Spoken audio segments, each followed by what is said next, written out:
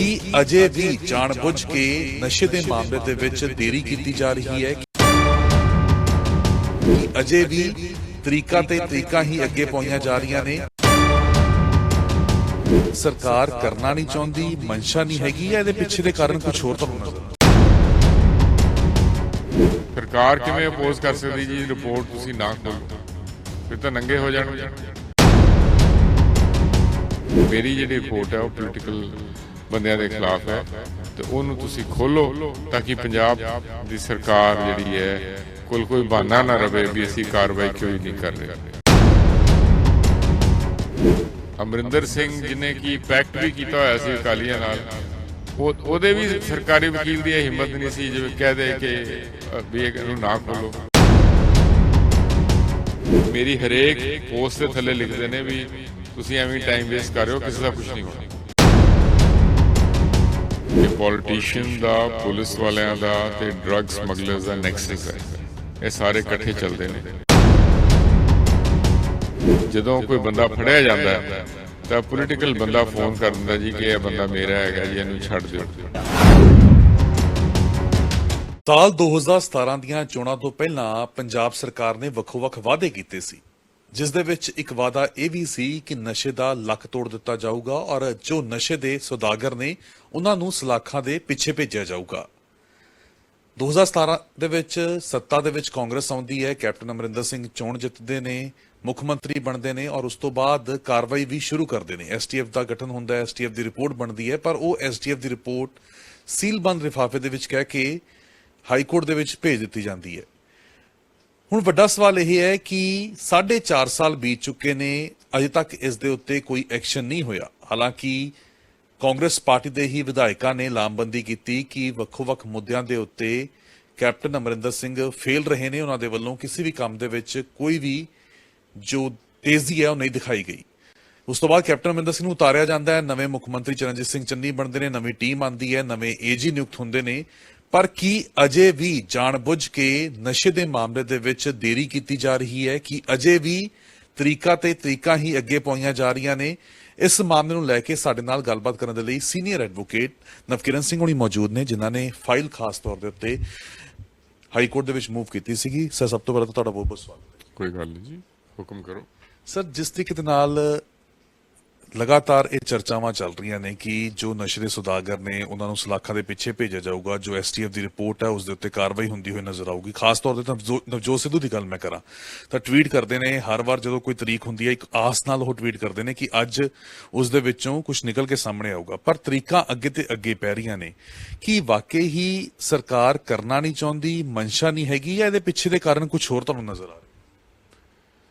ਦੇਖੋ, ਇਹ ਜਿਹੜੀ ਅਲਟੀਮੇਟ ਰਿਪੋਰਟ ਜਿਹੜੀ ਪੰਜਾਬ ਸਰਕਾਰ ਨੇ ਐਸਟੀਐਫ ਦੇ ਰਿਪੋਰਟ ਦੇ ਉੱਤੇ ਆਪਣੀ ਟਿੱਪਣੀ ਦਿੱਤੀ ਤੇ ਉਹ ਜੱਜ ਸਾਹਿਬਾਨਾਂ ਨੇ 23/5/2018 ਨੂੰ ਖੋਲ ਕੇ ਤੇ ਸੀਲ ਬੰਦ ਕਰ ਦਿੱਤੀ। ਉਹ ਜਿਹੜੇ ਜੱਜ ਸਾਹਿਬ ਸੀਗੇ ਜਸਟਿਸ ਸੂਰਯਕਾਂਤ, ਉਸ ਤੋਂ ਬਾਅਦ ਚੀਫ ਜਸਟਿਸ ਬਣ ਗਏ ਸ਼ਿਮਲਾ ਹਾਈ ਕੋਰਟ ਦੇ, ਉੱਥੋਂ ਚਲੇ ਗਏ ਉਹ ਸੁਪਰੀਮ ਕੋਰਟ। ਅਨਫੋਰਚੂਨੇਟ ਗੱਲ ਹੈ ਕਿ ਉਸ ਤੋਂ ਬਾਅਦ ਜਿਹੜੇ ਜੱਜਿਸ ਆਏ ਉਹਨਾਂ ਨੇ ਕੋਈ ਟਾਈਮ ਡਿਵੋਟ ਨਹੀਂ ਕੀਤਾ ਇਸ ਕੇਸ ਦੇ ਉੱਤੇ। ਸਾਲ ਤਾਂ ਐਵੇਂ ਹੀ ਲਟਕ ਗਿਆ। ਉਸ ਤੋਂ ਬਾਅਦ ਕਰੋਨਾ ਪੀਰੀਅਡ ਆ ਗਿਆ, ਸੋ ਕਿਸੇ ਨੇ ਵੀ ਇਸ ਕੇਸ ਨੂੰ ਇਹ ਸਮਝਿਆ ਨਹੀਂ ਇੰਪੋਰਟੈਂਟ ਵੀ ਇਹਨੂੰ ਦੇਖਿਆ ਜਾਵੇ।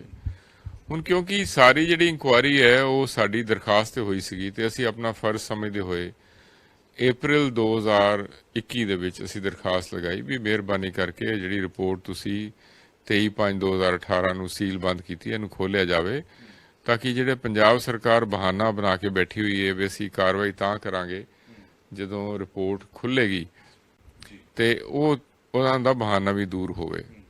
ਸੋ ਉਸ ਤੇ ਜਿਹੜਾ ਹੈਗਾ ਨੋਟਿਸ ਕੀਤਾ ਗਿਆ। ਪੰਜਾਬ ਸਰਕਾਰ ਵੀ ਆ ਕੇ ਪੇਸ਼ ਹੋਈ, ਅਤੁਲ ਨੰਦਾ ਹੋਰੀ ਪੇਸ਼ ਹੋਏ ਜਸਟਿਸ ਰਾਜਨ ਗੁਪਤਾ ਦੇ ਬੈਂਚ ਤੇ ਉੱਥੇ ਇਹ ਵੀ ਗੱਲ ਹੋਈ ਵੀ ਮੈਂ ਕਿਹਾ ਜੀ ਇਹ ਬਹਾਨਾ ਲਗਾ ਕੇ ਕੋਈ ਐਕਸ਼ਨ ਨਹੀਂ ਲੈ ਰਹੇ ਤੇ ਤੁਸੀਂ ਮਿਹਰਬਾਨੀ ਕਰਕੇ ਰਿਪੋਰਟ ਖੋਲੋ ਤਾਂ ਕਿ ਗੱਲ ਖਤਮ ਹੋਵੇ। ਉਹ ਕਹਿੰਦੇ ਜੀ ਅਸੀਂ ਤਾਂ ਕੋਈ ਇਹਨਾਂ ਨੂੰ ਰੁਕਾਵਟ ਨਹੀਂ ਪਾਈ ਹੋਈ, ਇਹ ਜੋ ਮਰਜ਼ੀ ਕਰਨ, ਇਹਨਾਂ ਦੀ ਰਿਪੋਰਟ ਹੈ। ਇਹ ਉੱਥੇ ਅਦਾਲਤ ਵਿੱਚ ਗੱਲ ਹੋਈ। ਖੈਰ ਚਲੋ ਮੁੱਕਦੀ ਗੱਲ ਹੈ ਵੇ ਕਿ ਉਸ ਤੋਂ ਬਾਅਦ ਜਿਹੜੇ ਜੱਜ ਸਾਹਿਬ ਬੈਠੇ ਹੋਏ ਸੀਗੇ ਜਸਟਿਸ ਅਜੇ ਤਿਵਾੜੀ, ਉਹਨਾਂ ਨੇ ਅਗਲੀ ਪੇਸ਼ ਤੇ ਆ ਕੇ ਕਹਿਤਾ ਜੀ ਕਿ ਮੈਂ ਕੇਸ ਨਹੀਂ ਸੁਣਨਾ ਚਾਹੁੰਦਾ, ਤੇ ਫਿਰ ਬੈਂਚ ਨਵਾਂ ਕਨਸਟੀਟਿਊਟ ਹੁੰਦੇ ਟਾਈਮ ਲੱਗ ਗਿਆ। ਹੁਣ ਜਿਹੜੇ ਨਵੇਂ ਜੱਜ ਸਾਹਿਬ ਨੇ ਉਹਨਾਂ ਕੋਲ ਪਹਿਲੀ ਵਾਰੀ ਫਾਈਲ ਗਈ 2013 ਦਾ ਮੈਟਰ ਹੈ, ਤਾਂ 8 ਸਾਲ ਪੁਰਾਣੀਆਂ ਪ੍ਰੋਸੀਡਿੰਗਸ ਨੂੰ ਪੜ੍ਹਨ ਨੂੰ ਵੀ ਟਾਈਮ ਲੱਗਦਾ ਹੈ। ਤਾਂ ਉਹਨਾਂ ਨੇ ਸਾਨੂੰ ਕਿਹਾ ਕਿ ਮੈਂ ਜਿਹੜਾ ਹੈਗਾ ਛੋਟੀ ਡੇਟ ਦੇ ਰਿਹਾ, ਤੇ ਨਾਲੇ ਤੁਸੀਂ ਕੇਸ ਦਾ ਸਿਨੋਪਸਿਸ ਬਣਾ ਕੇ ਮੈਨੂੰ ਦਿਓ ਤਾਂ ਕਿ ਮੈਨੂੰ ਪਤਾ ਚੱਲੇ ਵੀ ਕੇਸ ਹੈ ਕੀ ਹੈ। ਤੇ ਮੈਂ ਉਹਨਾਂ ਨੂੰ ਦੱਸਿਆ ਵੀ ਇਹ 'ਚ ਆਰਡਰ ਬੜੇ ਹੋਏ ਨੇ, ਲੇਕਿਨ ਸਾਨੂੰ ਸਾਰੇ ਆਰਡਰ ਤੁਸੀਂ ਛੱਡ ਦਿਓ, ਕੋਈ ਫਰਕ ਨਹੀਂ ਪੈਂਦਾ, ਬਾਕੀ ਅਸੀਂ ਬਾਅਦ ਡੀਲ ਕਰਾਂਗੇ। ਸਭ ਤੋਂ ਇੰਪੋਰਟੈਂਟ ਹੈਗੀ ਹੈ ਕਿ ਜਿਹੜੀਆਂ ਰਿਪੋਰਟਸ ਪੈਂਡਿੰਗ ਪਈਆਂ ਨੇ, ਇੱਕ ਤਾਂ ਰਿਪੋਰਟ ਜਿਹੜੀ ਕਿ ਪੋਲੀਟੀਕਲ ਬੰਦਿਆਂ ਦੇ ਖਿਲਾਫ ਹੈ, ਇੱਕ ਪੁਲਿਸ ਵਾਲਿਆਂ ਦੇ ਖਿਲਾਫ ਹੈ, ਉਹ ਦੋਨੋਂ ਰਿਪੋਰਟਾਂ ਖੋਲ੍ਹਣੀਆਂ ਜ਼ਰੂਰੀ ਹੈ। ਮੇਰੀ ਜਿਹੜੀ ਰਿਪੋਰਟ ਹੈ ਉਹ ਪੋਲੀਟੀਕਲ ਬੰਦਿਆਂ ਦੇ ਖਿਲਾਫ ਹੈ, ਤੇ ਉਹਨੂੰ ਤੁਸੀਂ ਖੋਲ੍ਹੋ ਤਾਂ ਕਿ ਪੰਜਾਬ ਦੀ ਸਰਕਾਰ ਜਿਹੜੀ ਹੈ ਕੋਲ ਕੋਈ ਬਹਾਨਾ ਨਾ ਰਵੇ ਵੀ ਅਸੀਂ ਕਾਰਵਾਈ ਕਿਉਂ ਹੀ ਨਹੀਂ ਕਰ ਰਹੇ। ਸੋ ਉਹਨਾਂ ਨੇ ਕਿਹਾ ਵੀ ਮੈਂ 7 ਦਿਨਾਂ ਦਾ ਡੇਟ ਪਾ ਰਿਹਾ, ਤੇ ਅਸੀਂ ਕੋਸ਼ਿਸ਼ ਕਰਾਂਗੇ ਜਿਸ ਤਰ੍ਹਾਂ ਉਸ ਦਿਨ ਫਿਜ਼ੀਕਲ ਹੀਅਰਿੰਗ ਹੋਏਗੀ ਤੇ ਅਸੀਂ ਸੁਣਾਂਗੇ, ਨਹੀਂ ਤਾਂ ਫਿਜ਼ੀਕਲ ਹੀਅਰਿੰਗ ਵਾਲੇ ਦਿਨ ਲਗਾ ਕੇ ਐਨ ਰਿਪੋਰਟ ਨੂੰ ਆਪਾਂ ਛੇਤੀ ਖੋਲ ਦਾਂਗੇ। ਸੋ ਇਹ ਸਾਰਾ ਮਸਲਾ ਹੁਣ ਹੈਗਾ। ਪਰ ਕੀ ਲੱਗਦਾ ਹੈ, ਕਿਉਂਕਿ ਏਪੀਐਸ ਦਿਓਲ ਉਹਨਾਂ ਦਾ ਵੀ ਵਰਜਨ ਅਸੀਂ ਪੜਿਆ, ਉਹ ਵੀ ਕਹਿ ਰਹੇ ਨੇ ਕਿ ਇਹ ਐਥੀਕਲੀ ਗਰਾਊਂਡਸ ਦੇ ਉੱਤੇ ਸਹੀ ਨਹੀਂ ਹੈਗਾ ਕਿ ਜੇ ਮੈਟਰ ਕੋਰਟ ਦੇ ਵਿੱਚ ਹੋਵੇ ਤੇ ਅਸੀਂ ਉਸ ਦੇ ਉੱਤੇ ਕੋਈ ਐਕਸ਼ਨ ਲੈ ਲਈਏ। ਐਦਾਂ ਹੁੰਦਾ ਹੈਗਾ? ਤੁਹਾਡੇ ਕੋਲ ਇੱਕ ਲੰਬਾ ਤਜਰਬਾ ਰਿਹਾ ਹੈਗਾ, ਜੇਕਰ ਕੋਈ ਐਵੇਂ ਮਾਮਲਾ ਕੋਰਟ ਦੇ ਵਿੱਚ ਹੋਵੇ ਜਾਂ ਉਸ ਤੋਂ ਇਲਾਵਾ ਸਰਕਾਰਾਂ ਜਾਂ ਪੁਲਿਸ ਇਸ ਦੇ ਉੱਤੇ ਐਕਸ਼ਨ ਲੈ ਸਕਦੀਆਂ ਹੁੰਦੀਆਂ ਨੇ, ਜਾਂ ਫਿਰ ਅਦਾਲਤ ਦਾ ਇੰਤਜ਼ਾਰ ਜਿਹੜਾ ਹੈਗਾ ਉਹ ਕਰਨਾ ਪੈਂਦਾ? ਇਸ ਤਰ੍ਹਾਂ ਹੈ ਕਿ ਲੀਗਲ ਐਥਿਕਸ ਹੈ, ਕਹਿੰਦੇ ਐਥਿਕ ਤਾਂ ਕੋਈ ਹੁੰਦਾ ਹੀ ਨਹੀਂ ਹੈ ਨਾ। ਸਾਡੇ ਪ੍ਰੋਫੈਸ਼ਨ ਦੇ ਵਿੱਚ ਲੀਗਲ ਐਥਿਕਸ ਹੁੰਦੇ ਨੇ। ਲੀਗਲ ਐਥਿਕਸ ਵਿੱਚ ਇਹ ਹੈਗਾ ਕਿ ਸਪੋਜ਼ ਕਿਸੇ ਨੇ ਕੋਈ ਹੁਕਮ ਚੈਲੰਜ ਕੀਤਾ ਜਾਂ ਕੋਈ ਡਿਸੀਜਨ ਚੈਲੰਜ ਕੀਤਾ, ਤੇ ਭਾਵੇਂ ਹਾਈ ਕੋਰਟ ਨੇ ਸਟੇ ਵੀ ਨਹੀਂ ਦਿੱਤਾ ਹੋਇਆ, ਤੇ ਜੇ ਕੇਸ ਪੈਂਡਿੰਗ ਪਿਆ ਤੇ ਸਰਕਾਰਾਂ ਵੀ ਉਹਦੇ ਅੱਗੇ ਨਹੀਂ ਵਧਦੀਆਂ, ਪਰ ਇਹ ਤਾਂ ਰਿਪੋਰਟ ਤੁਹਾਡੀ ਆਪਣੀ ਹੈ, ਤੁਹਾਨੂੰ ਰੋਕਿਆ ਕਿੰਨੇ ਹੈ? ਜਦੋਂ ਤੁਸੀਂ ਆਪ ਰਿਪੋਰਟ ਦਿੱਤੀ ਹੈ ਵੀ ਅਸੀਂ ਕੋਈ ਕਾਰਵਾਈ ਕਰਨਾ ਚਾਹੁੰਦੇ ਹਾਂ, ਤੇ ਹਾਈ ਕੋਰਟ ਨੇ ਕੋਈ ਰੁਕਾਵਟ ਨਹੀਂ ਕੀਤੀ, ਤੁਸੀਂ ਕਾਰਵਾਈ ਜਦੋਂ ਮਰਜ਼ੀ ਕਰ ਸਕਦੇ ਹੋ। ਸੋ ਇਸ ਪੰਜਾਬ ਸਰਕਾਰ ਦੇ ਬਹਾਨੇ ਹੈਗੇ ਨੇ। ਉਹਨਾਂ ਨੇ ਅਮਰਿੰਦਰ ਸਿੰਘ ਨੂੰ ਤਾਂ ਚੇਂਜ ਕਰਤਾ ਵੀ ਤੂੰ ਕੋਈ ਕਾਰਵਾਈ ਨਹੀਂ ਕਰ ਰਿਹਾ, ਲੇਕਿਨ ਹੁਣ ਆਪਣੇ ਜਿਹੜੇ ਉਹ ਗਟਸ ਨਹੀਂ ਸ਼ੋ ਕਰ ਰਹੇ ਕਾਰਵਾਈ ਕਰਨ ਦੇ। ਅੱਛਾ, ਸਪੋਜ਼ ਕਿ ਹਾਈ ਕੋਰਟ ਦੀ ਜਿਹੜਾ ਹੈਗਾ ਮਨਜ਼ੂਰੀ ਚਾਹੀਦੀ ਹੈ, ਤਾਂ ਕੀ ਉਹਨਾਂ ਨੇ ਆਪਣੇ ਨਵੇਂ ਐਡਵੋਕੇਟ ਜਨਰਲ ਦੇ ਆਉਣ ਤੋਂ ਬਾਅਦ ਕੋਈ ਦਰਖਾਸਤ ਮੂਵ ਕੀਤੀ ਕਿ ਜਨਾਬ ਸਾਨੂੰ ਮਨਜ਼ੂਰੀ ਦੇ ਦਿਓ? ਹੁਣ 1 ਮਹੀਨਾ ਹੋ ਗਿਆ ਐਡਵੋਕੇਟ ਜਨਰਲ ਨੂੰ ਬਣੇ, ਹੋ ਗਿਆ ਹੋਣਾ, ਤੇ ਕੀ ਉਹਨਾਂ ਨੇ ਕੋਈ ਦਰਖਾਸਤ ਮੂਵ ਕੀਤੀ? ਮੈਂ ਤਾਂ ਐਕਸਪੈਕਟ ਕਰ ਰਿਹਾ ਸੀਗਾ ਵੀ ਜਿੱਦਣ ਐਡਵੋਕੇਟ ਜਨਰਲ ਬਣੇਗਾ ਉਹਨੂੰ ਪਹਿਲਾ ਕੰਮ ਇਹ ਦਿੱਤਾ ਜਾਏਗਾ, ਜੀ ਫਟਾਫਟ ਤੁਸੀਂ ਐਪਲੀਕੇਸ਼ਨ ਮੂਵ ਕਰੋ ਵੀ ਉਹ ਰਿਪੋਰਟ ਖੋਲੋ ਜਾਂ ਸਾਨੂੰ ਪਰਮਿਸ਼ਨ ਦਿਓ ਅਸੀਂ ਅੱਗੇ ਵਧੀਏ।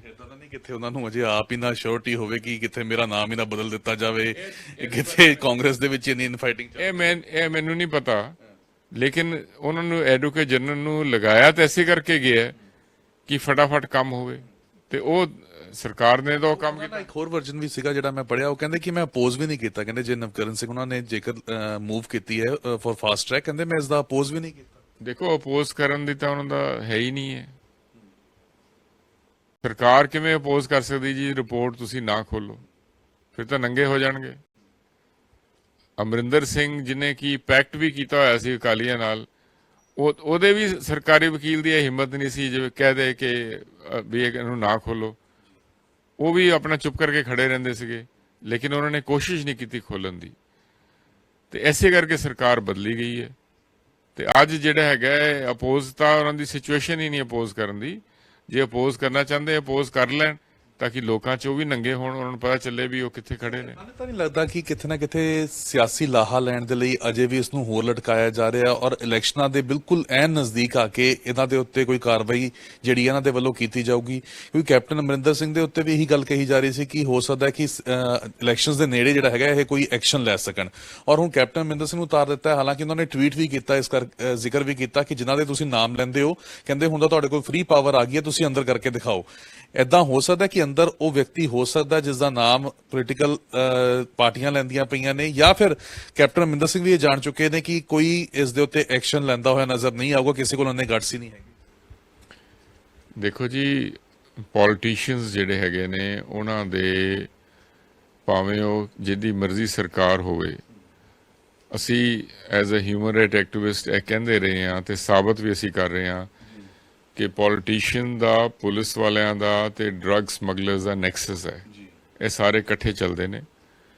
ਇਹਨਾਂ ਦੇ ਬਿਨਾਂ ਇਹਨਾਂ ਦੇ ਰੈਂਕਸ ਐਂਡ ਫਾਈਲਸ ਵਿੱਚ ਹੀ ਬੰਦੇ ਹੈਗੇ ਨੇ ਜਿਹੜੇ ਡਰੱਗ ਡੀਲ ਕਰਦੇ ਨੇ। ਐਂਡ ਅੱਗੇ ਵੀ ਬੰਦੇ ਜਿਹੜੇ ਹੈਗੇ ਨੇ, ਜਦੋਂ ਕੋਈ ਬੰਦਾ ਫੜਿਆ ਜਾਂਦਾ ਹੈ ਤਾਂ ਪੋਲੀਟੀਕਲ ਬੰਦਾ ਫੋਨ ਕਰ ਦਿੰਦਾ ਜੀ ਕਿ ਇਹ ਬੰਦਾ ਮੇਰਾ ਹੈਗਾ ਜੀ, ਇਹਨੂੰ ਛੱਡ ਦਿਓ। ਇਹ ਆਪਾਂ ਰੋਜ਼ ਸੁਣਦੇ ਹਾਂ। ਤਾਂ ਹੀ ਆਮ ਲੋਕਾਂ ਦਾ ਵਿਸ਼ਵਾਸ ਨਹੀਂ ਰਿਹਾ ਇਹਨਾਂ ਦੇ ਵਿੱਚ, ਤੇ ਤਾਂ ਹੀ ਅਸੀਂ ਚਾਹੁੰਦੇ ਹਾਂ ਜੀ ਕਿ ਜੇ ਕਿਸੇ ਵੱਡੇ ਬੰਦੇ ਦਾ ਨਾਮ ਆਇਆ ਤੇ ਉਸ ਵੱਡੇ ਬੰਦੇ ਨੂੰ ਕਮ ਸੇ ਕਮ ਤੁਸੀਂ ਇੰਟਰੋਗੇਟ ਤਾਂ ਕਰੋ, ਤਾਂ ਕਿ ਜੇ ਉਹਨੇ ਕੋਈ ਜੁਰਮ ਕੀਤਾ ਤੇ ਉਹਨੂੰ ਸਜ਼ਾ ਮਿਲੇ, ਜੇ ਨਹੀਂ ਕੀਤਾ ਉਹਨੂੰ ਸੁਰਖਰੂ ਕਰ ਦੇਣਾ। ਕਿਉਂਕਿ ਲੋਕਾਂ ਦੇ ਵਿੱਚ ਬੇਵਿਸ਼ਵਾਸੀ ਆ ਗਈ ਹੈ ਵੀ ਰੂਲ ਆਫ ਲਾਅ ਇੱਥੇ ਨਹੀਂ ਚੱਲਦਾ, ਇੱਥੇ ਪੋਲੀਟੀਸ਼ੀਅਨਸ ਦੀ ਚੱਲਦੀ ਹੈ, ਜੋ ਮਰਜ਼ੀ ਸੀ ਕਰੀ ਜਾਓ। ਨਵਕਿਰਨ ਸਿੰਘ ਜਿੰਨਾ ਮਰਜ਼ੀ ਰੌਲਾ ਪਾਈ ਜਾਵੇ, ਕਿਸੇ ਨੂੰ ਕੋਈ ਸਜ਼ਾ ਨਹੀਂ ਮਿਲਣੀ, ਕਿਸੇ ਦੇ ਕੋਈ ਐਕਸ਼ਨ ਨਹੀਂ ਆਣਾ। ਇਹ ਲੋਕ ਸੋਸ਼ਲ ਮੀਡੀਆ 'ਚ ਮੇਰੀ ਹਰੇਕ ਪੋਸਟ ਦੇ ਥੱਲੇ ਲਿਖਦੇ ਨੇ ਵੀ ਤੁਸੀਂ ਐਵੇਂ ਟਾਈਮ ਵੇਸਟ ਕਰ ਰਹੇ ਹੋ, ਕਿਸੇ ਦਾ ਕੁਝ ਨਹੀਂ ਹੋਣਾ। ਲੱਗਦਾ ਹੈ ਕਿ ਹੁਣ ਜਿਸ ਮੁੱਦੇ ਨੂੰ ਲੈ ਕੇ ਤੁਸੀਂ ਮਿਹਨਤ ਕਰ ਰਹੇ ਹੈਗੇ ਹੋ, ਆਵਾਜ਼ ਚੁੱਕ ਰਹੇ ਹੈਗੇ ਹੋ, ਔਰ ਜਿਵੇਂ ਜੱਜ ਸਾਹਿਬ ਨੇ ਕਹਿ ਦਿੱਤਾ ਹੈ ਕਿ ਹਫਤੇ ਦੇ ਵਿੱਚ ਜਿਹੜਾ ਹੈਗਾ ਇਸ ਨੂੰ ਖੋਲਿਆ ਜਾਊਗਾ, ਤਾਂ ਇਸ ਦੇ ਉੱਤੇ ਐਕਸ਼ਨ ਹੁੰਦਾ ਨਜ਼ਰ ਆਊਗਾ ਤੁਹਾਨੂੰ? ਮੈਨੂੰ ਲੱਗਦਾ ਹੈ ਕਿ ਜਿਸ ਜੱਜ ਸਾਹਿਬ ਕੋਲ ਹੁਣ ਇਹ ਕੇਸ ਲੱਗਿਆ ਹੈ ਉਹ ਜ਼ਿਆਦਾ ਦੇਰ ਨਹੀਂ ਲਗਾਉਣਗੇ, ਹਾਂਜੀ, ਤੇ ਉਹਨੂੰ ਰਿਪੋਰਟ ਨੂੰ ਖੋਲਣਗੇ। ਸੌਦਾਗਰ ਜਿਹੜੇ ਨੇ ਉਹ ਸਲਾਖਾਂ ਦੇ ਪਿੱਛੇ ਹੋਣਗੇ? ਨਹੀਂ, ਸਲਾਖਾਂ ਦੇ ਪਿੱਛੇ ਫਿਰ ਕਰਨਾ ਸਰਕਾਰ ਦਾ ਕੰਮ ਹੈ, ਲੇਕਿਨ ਜਿਹੜਾ ਬਹਾਨਾ ਪੰਜਾਬ ਸਰਕਾਰ ਦਾ ਹੈਗਾ ਕਿ ਅਸੀਂ ਤਾਂ ਸਲਾਖਾਂ ਦੇ ਪਿੱਛੇ ਨਹੀਂ ਕਰ ਰਹੇ, ਉਹ ਦੂਰ ਹੋ ਜਾਏਗਾ। ਫਿਰ ਲੋਕਾਂ 'ਚ ਨੰਗੇ ਹੋ ਜਾਣਗੇ ਵੀ ਕੀ ਵਾਕਈ ਕਿਸੇ ਨੂੰ ਕਰਨਾ ਚਾਹੁੰਦੇ ਵੀ ਹੈ ਕਿ ਨਹੀਂ ਕਰਨਾ ਚਾਹੁੰਦੇ। ਇਹਦਾ ਤਾਂ ਨਹੀਂ ਕਿ ਸਰਕਾਰ ਕੋਈ ਰਿਸਕ ਨਹੀਂ ਲੈਣਾ ਚਾਹੁੰਦੀ ਹੈਗੀ, ਪੱਕੇ ਪੈਰੀ ਹੀ ਕੰਮ ਕਰਨਾ ਚਾਹੁੰਦੀ ਹੈਗੀ ਹੈ, ਕਿਉਂਕਿ ਏਪੀਐਸ ਦੇ ਉਹਨਾਂ ਨੇ ਕਿਹਾ ਹੈ ਕਿ ਇਸ ਦੇ ਉੱਤੇ ਕੋਈ ਐਫਆਈਆਰ ਵੀ ਨਹੀਂ ਅਸੀਂ ਦਰਜ ਕੀਤੀ ਹੈਗੀ, ਕਿਉਂਕਿ ਮਾਮਲਾ ਕੋਰਟ ਦੇ ਵਿੱਚ ਹੈ, ਔਰ ਜਦ ਤੱਕ ਕੋਰਟ ਦਾ ਜਿਹੜਾ ਹੈਗਾ ਪੂਰਾ ਉਸ ਦੇ ਵਿੱਚੋਂ ਨਿਕਲ ਜਾਵੇ ਤਾਂ ਹੀ ਅਸੀਂ ਕੋਈ ਇਸ ਦੇ ਉੱਤੇ ਕੰਮ ਕਰਾਂਗੇ। ਤਾਂ ਕੀ ਸਰਕਾਰ ਇਹ ਵੀ ਵੇਟ ਕਰ ਰਹੀ ਹੈ ਕਿ ਪੱਕੇ ਪੈਰੀ ਹੀ ਇੱਕ ਵਾਰੀ ਉਹ ਸਟੈਪ ਚੁੱਕਿਆ ਜਾਵੇ ਤਾਂ ਕਿ ਇਸ ਦੇ ਵਿੱਚੋਂ ਕੋਈ ਬਚ ਨਾ ਪਾਵੇ? ਦੇਖੋ, ਇਹ ਵੀ ਬਹਾਨਾ ਸਰਕਾਰ ਦਾ ਛੇਤੀ ਖਤਮ ਹੋ ਜਾਏਗਾ, ਕੋਈ ਐਸੀ ਲੰਬੀ ਚੌੜੀ ਗੱਲ ਨਹੀਂ ਹੈਗੀ। ਤੇ ਅਗਲੀ ਪੇਸ਼ੀ ਨਹੀਂ ਤਾਂ ਅਗਲੀ ਪੇਸ਼ੀ ਤੇ ਰਿਪੋਰਟ ਖੁੱਲ ਜਾਏਗੀ, ਫਿਰ ਬਹਾਨਾ ਕੋਈ ਨਹੀਂ ਰਹਿਣਾ। ਲੋਕ ਦੇਖਣਗੇ, ਲੋਕ ਇਨਸਾਫ ਕਰਨਗੇ, ਇਹਨਾਂ ਨੂੰ ਦੱਸਣਗੇ ਬਈ ਤੁਸੀਂ ਆਪਣੇ ਵਾਅਦੇ ਪੂਰੇ ਕੀਤੇ ਕਿ ਨਹੀਂ ਕੀਤੇ। ਸੋ ਸਮਾਂ ਦੱਸ ਦੇਗਾ, ਕੋਈ ਦੂਰ ਨਹੀਂ ਹੈ। ਸਮਾਂ ਜਿਹੜਾ ਹੈਗਾ ਉਹ ਹੁਣ ਨਜ਼ਦੀਕ ਵੀ ਆਉਂਦਾ ਜਾ ਰਿਹਾ ਹੈ। 7 ਦਿਨਾਂ ਦਾ ਤੋਂ ਤੁਸੀਂ ਕਿਹਾ ਕਿ ਇਹ ਜੱਜ ਸਾਹਿਬ ਤੋਂ ਉਮੀਦ ਲੱਗਦੀ ਹੈਗੀ ਹੈ ਔਰ ਇਹ ਰਿਪੋਰਟ ਜਿਹੜੀ ਹੈਗੀ ਆ ਉਹ ਖੁੱਲ ਜਾਊਗੀ। ਔਰ ਜੇਕਰ ਹੁੰਦਾ ਹੈਗਾ ਇਸ ਦੇ ਵਿੱਚ ਲੱਗਦਾ ਕਿ ਵੱਡੀ ਗਾਜ ਜਿਹੜੀ ਹੈਗੀ ਆ ਉਹ ਫਿਰ ਸਿਆਸਤਦਾਨਾਂ ਦੇ ਉੱਤੇ ਵੀ ਡਿੱਗੂਗੀ, ਕਿਉਂਕਿ ਤੁਸੀਂ ਜਿਹੜਾ ਹੈਗਾ ਉਹ ਪੋਲੀਟੀਕਲ ਪਾਰਟੀਜ਼ ਦੀ ਜਿਹੜੀ ਇਨਵੋਲਵਮੈਂਟ ਵਾਲਾ ਕੇਸ ਹੈਗਾ ਉਹ ਦੇਖ ਰਹੇ ਹੈਗੇ ਹੋ, ਤਾਂ ਵੱਡੀ ਗਾਜ ਗਿਰ ਸਕਦੀ ਹੈ? ਗਿਰ ਸਕਦੀ ਹੈ ਜੀ।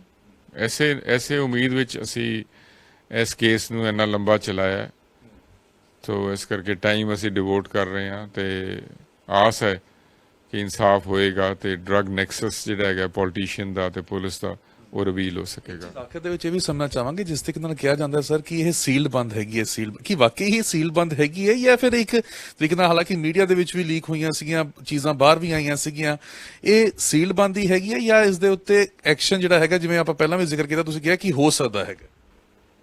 ਸਰ, ਸੀਲ ਤਾਂ ਕੋਰਟ ਨੇ ਕੀਤੀ ਹੈ ਨਾ, ਪਰ ਰਿਪੋਰਟ ਕਿਹਦੀ ਹੈ?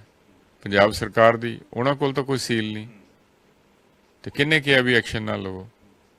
ਸੀਲ ਤਾਂ ਲਗਾਈ ਗਈ ਹੈ ਵੀ ਉਹਦੇ ਵਿੱਚ ਜਿਹੜਾ ਕੰਟੈਂਟ ਸੀਗੇ ਰਿਵੀਲ ਨਾ ਹੋਣ, ਪਰ ਪੰਜਾਬ ਸਰਕਾਰ ਨੇ ਆਪ ਰਿਵੀਲ ਕੀਤਾ ਹੈ ਤੇ ਪੰਜਾਬ ਸਰਕਾਰ ਦੀ ਰਿਪੋਰਟ ਹੈ, ਐਕਸ਼ਨ ਉਹਨਾਂ ਨੇ ਲੈਣਾ, ਲੈ ਕੇ ਆਪਣਾ ਪਾਸੇ ਕਰਨ। ਵੱਡਾ ਚੈਲੰਜ ਹੋਊਗਾ ਹੁਣ ਪੰਜਾਬ ਸਰਕਾਰ ਦੇ ਅੱਗੇ ਜਦੋਂ ਇਹ ਸਾਰੀ ਚੀਜ਼ਾਂ ਖੁੱਲ ਜਾਣਗੀਆਂ ਲੋਕਾਂ ਅੱਗੇ, ਜਾਂ ਇਹ ਆਪਣਾ ਜਵਾਬ ਦੇ ਹੋਣਗੇ ਤੇ ਜਾਂ ਇਹਨਾਂ ਨੂੰ ਪਤਾ ਚੱਲੇਗਾ ਲੋਕਾਂ ਨੂੰ ਵੀ ਸਾਰੇ ਰਲੇ ਹੋਏ ਨੇ।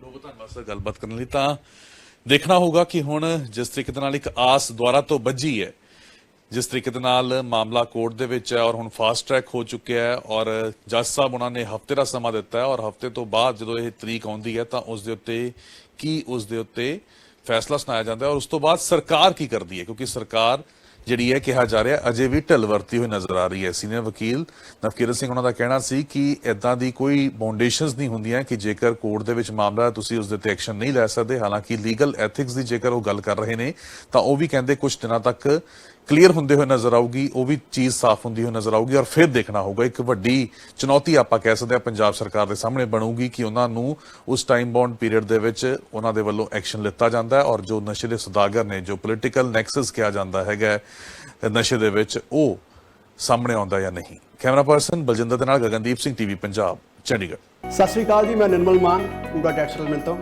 ਇਹ ਤੁਸੀਂ ਵੀਡੀਓ ਦੇਖ ਰਹੇ ਸੀ ਟੀਵੀ ਪੰਜਾਬ ਦੇ ਉੱਤੇ। ਇਹੋ ਜਿਹੇ ਹੋਰ ਜਾਣਕਾਰੀ ਭਰਪੂਰ ਵੀਡੀਓ ਦੇਖਣ ਵਾਸਤੇ ਟੀਵੀ ਪੰਜਾਬ ਦੇ ਚੈਨਲ ਨੂੰ ਸਬਸਕ੍ਰਾਈਬ ਕਰੋ ਤੇ ਨਾਲ ਹੇਠ ਦਿੱਤੇ ਹੋਏ ਬੈਲ ਆਈਕਨ ਦੇ ਬਟਨ ਦਬਾਓ। ਸਤਿ ਸ਼੍ਰੀ ਅਕਾਲ।